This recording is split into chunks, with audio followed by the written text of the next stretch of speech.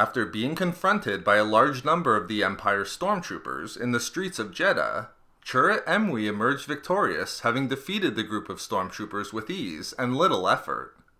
But how did this blind monk and member of the Guardians of the Whills from Jedha defeat so many Imperial stormtroopers? In this video expose, I will explain how it was that Chirrut was so successful in his fight on Jedha. It must first be made clear that Chirrut was not able to defeat these stormtroopers because he was Force sensitive or because he was a Jedi.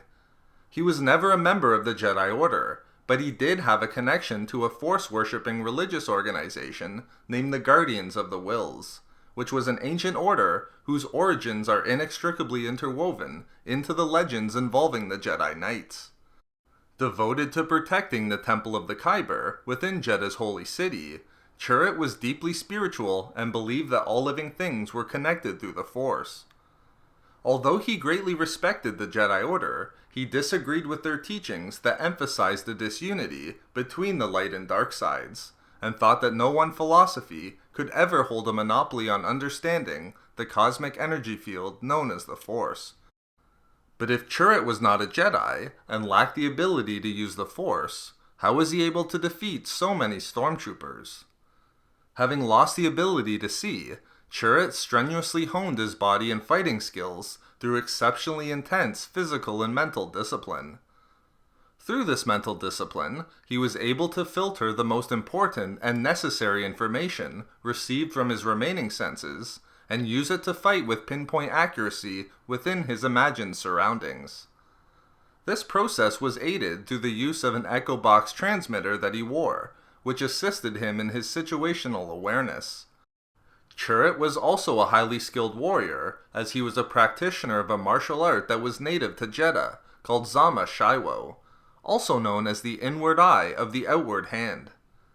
The fundamental tenet of this martial art was the perfection of physical awareness, wherein the practitioner would develop a conscious accounting and knowledge of a body's disposition, contact, and internal functions.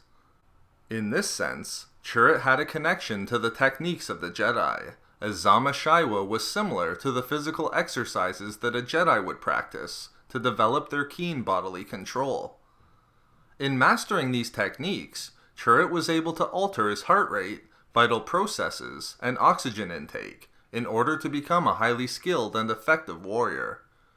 But these techniques were not the only connections that Chirrut had to the Jedi Order. His staff was topped with a metal lamp that contained a kyber crystal, similar to those used by the Jedi to power their lightsabers. However, in the case of Chirrut, the kyber crystal was used to achieve a different purpose. In addition to being a symbolic source of inner illumination, the crystal helped him in a fight by allowing him to hear the crystal's harmonics, which allowed Chirrut to gauge where the end of his staff was and plan his next attack. So there we have it, how Chirrut was able to defeat so many stormtroopers on Jedha. We love making these videos, so why not subscribe for more fun Star Wars theories and discussions? Also, if you enjoyed the video, think about giving a like or leaving a comment. If not for me, for redefining elite.